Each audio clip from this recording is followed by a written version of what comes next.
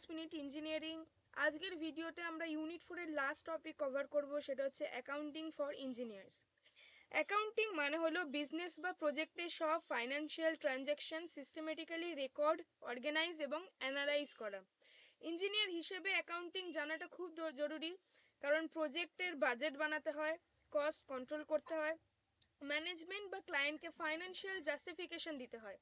For example, ধরো তুমি একটা কনস্ট্রাকশন প্রজেক্ট লিড করছো, সেখানে র মেটেরিয়াল, লেবার, মেশিনারি সব খরচ ঠিকমতো যদি রেকর্ড না করা হয়, তাহলে প্রজেক্ট প্রফিট করছে না লস করছে কিছুই ক্লিয়ারলি বোঝা যাবে না।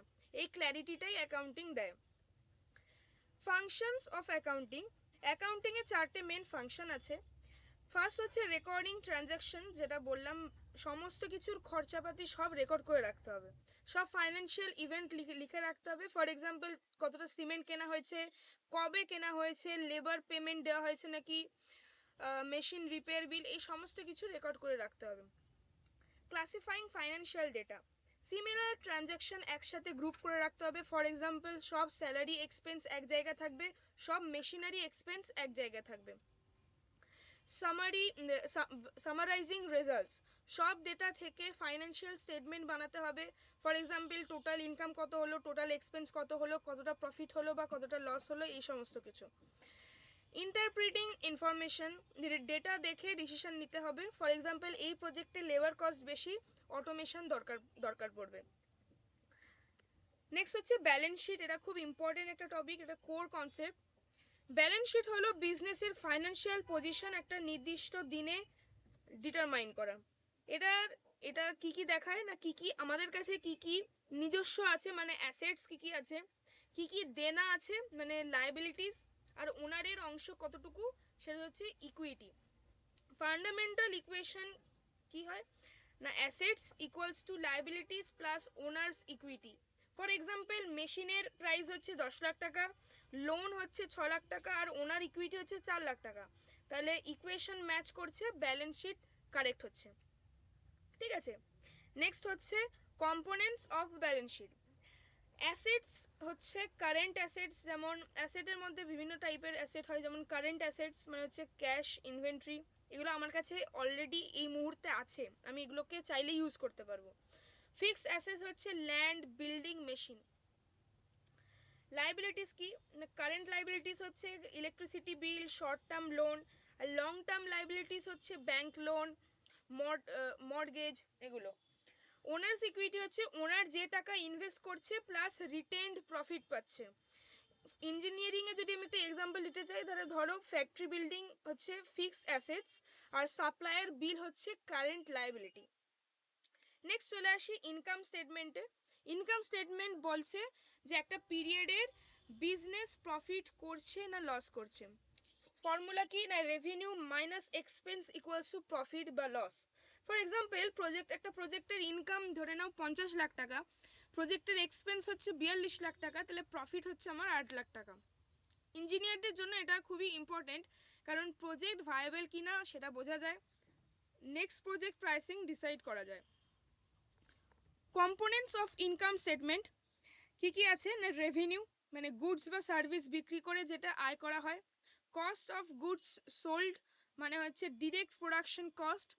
অপারেটিং এক্সপেন্সেস মানে হচ্ছে office rent, salary, electricity, material cost, এইগুলো। নেট প্রফিট বা লস হচ্ছে কত খরচ বাদ দিয়ে, মানে সব খরচ বাদ দিয়ে যা আমার পড়ে থাকবে।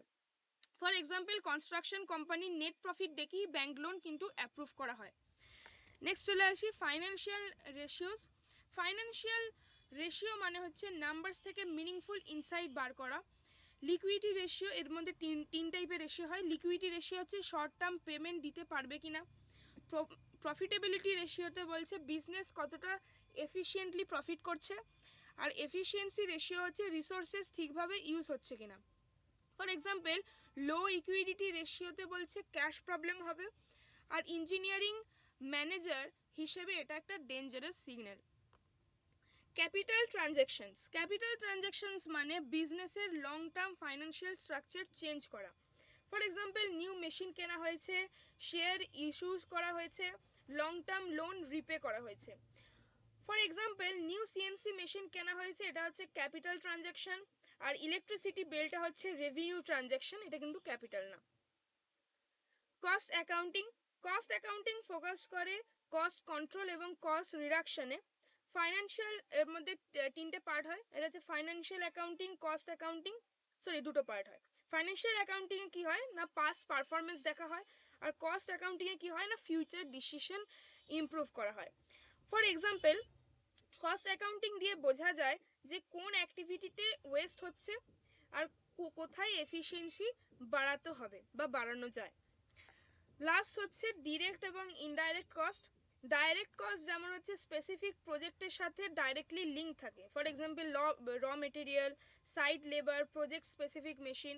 আর ইনডাইরেক্ট কস্ট হচ্ছে মাল্টিপল প্রজেক্টে যেগুলো শেয়ার করা হয়, যেমন office rent, admin salary, electricity, এই জিনিসগুলো। কারেক্টলি ক্লাসিফিকেশন যদি এগুলো না করা হয় তাহলে কিন্তু প্রজেক্ট কস্টিংও ভুল হবে। আর একটা লাস্ট টপিক হচ্ছে indirect cost allocation. Indirect cost allocation মানে হচ্ছে ওভারহেড কস্টকে ফেয়ারভাবে প্রজেক্টে ভাগ করা। For example, office electricity bill ধরো 1,00,000 টাকা, 3টে প্রজেক্ট চলছে সেই একই অফিসে, এরিয়া বা লেবার আওয়ার অনুযায়ী কস্ট ভাগ করতে হবে। ইঞ্জিনিয়ারিং প্রজেক্টে এটা খুব ইম্পর্টেন্ট, কারণ প্রাইসিং অ্যাকুরেট করতে হয় আর প্রফিট অ্যানালিসিস কারেক্ট করতে হয়। তাহলে আজকের ভিডিওতে আমরা ইউনিট 4-এর লাস্ট টপিক যেটা ছিল অ্যাকাউন্টিং, সেটা সহ পুরো ইউনিট 4 আর পুরো সিলেবাস কমপ্লিট করলাম। All the best for your exams. I hope you all do very well. Thanks for watching.